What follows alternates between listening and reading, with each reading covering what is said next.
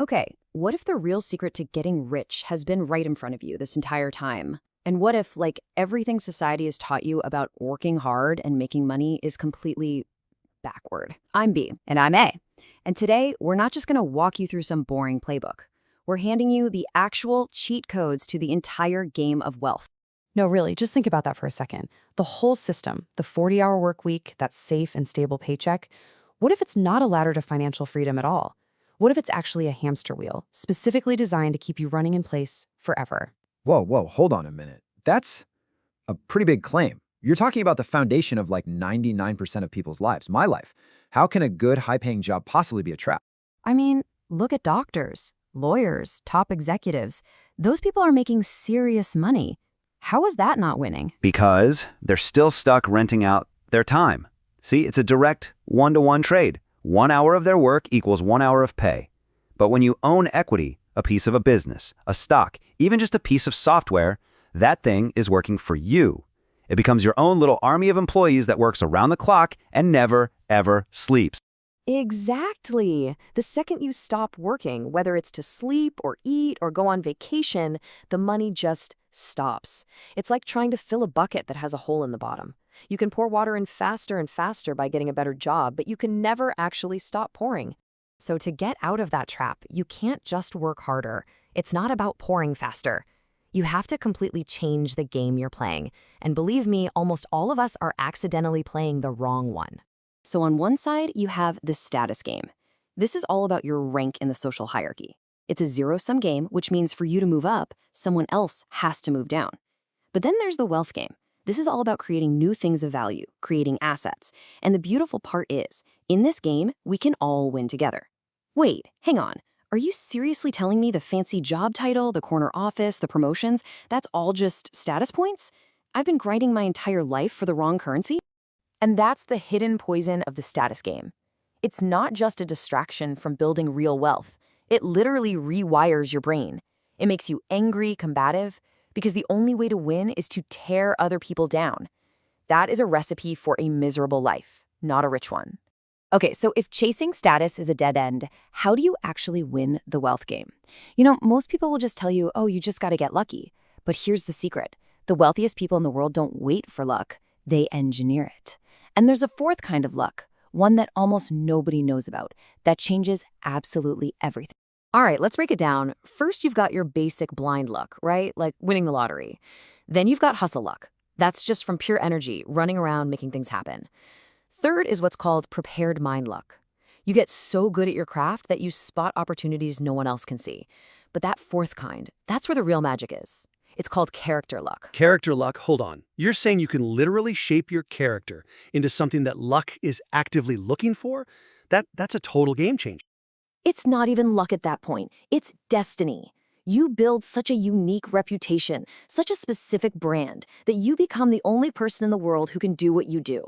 So think about it. If a billion-dollar opportunity comes along, it's not going to fall on a random person. It's going to find the one person on Earth with the character and skills to pull it off. They didn't find the opportunity found them. Okay, so you're playing the wealth game, not the status game. You're building a character that literally attracts opportunity to you. Now, you just need the cheat code. This is the tool that finally breaks that link between your time and your money, and it's called leverage. To put it simply, leverage is just a force multiplier.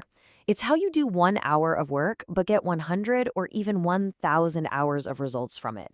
It's how you disconnect what you put in from what you get out. Now, for most of history, there were only two types of leverage, and we call them permissioned. You had labor, hiring people to work for you, and you had capital, getting investors to give you money. But there's a catch with both. You need someone else to say yes. You need their permission. Okay, I get it. That's the old way. So what is this new leverage, and what makes it so different, so much more powerful? This is the best part. The new leverage is completely permissionless. We're talking about code and media. You can write a piece of software or record a video or write a blog post, and you can create a literal army of robot workers that works for you 24/7. They never get tired, and you don't have to ask a single person for permission. You can literally just start tonight. But here's the thing. Leverage is just a tool. It's an amplifier. And a powerful tool without a clear direction is useless. To really use it, you need to know where to point it.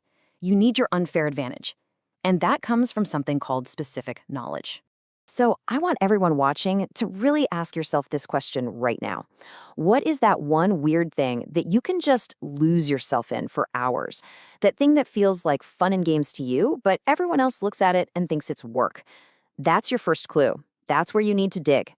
Okay, so this specific knowledge thing, what is it really? Is it something I can take a course on or get a degree in?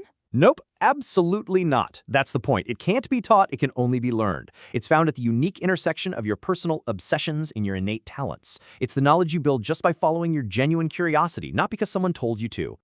You find it by looking at what you were passionate about as a kid, before society told you what you should be doing. It's usually hiding at the bleeding edge of a new field, where there are no experts yet and the rules are still being written.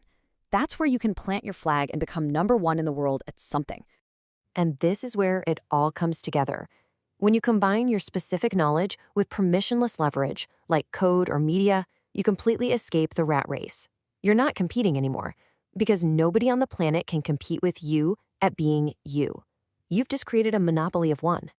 Okay, so let's say you've done it. You have your unfair advantage, your specific knowledge, and you have your force multiplier, your leverage.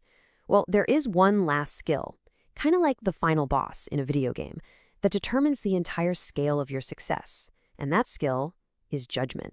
See, you have to remember, leverage multiplies whatever you apply it to. If you apply it to poor judgment, you get catastrophic failure, but multiplied. If you apply it to excellent judgment, you can literally change the world. With your infinite leverage at your fingertips, the quality of your judgment is the only thing that matters. But judgment still sounds kind of vague. Like, how do you define that? What does it actually mean in practice? It's not vague at all. It's actually incredibly precise. Judgment is simply the ability to accurately predict the long-term consequences of your actions. That's it. It's about seeing the entire chessboard and thinking 5 moves ahead while everyone else is just thinking about their very next move. And here it is, the final mic drop moment. The ultimate key to developing world-class judgment is learning how to strip emotion out of your decisions. Emotions are noise. They cloud your view of reality. The people with the absolute best judgment aren't robotic or cold. They're just clear. They see things as they are. So, there you have it. The entire playbook is right there in your hands. You stop renting out your time, you find that unique obsession, your specific knowledge, you build your permissionless army of robots and media, and you master the art of clear, unemotional judgment. That's it. The game has been explained. So the only question left is, what's your first move going to be? Thanks for tuning into this explainer. Now go build something amazing.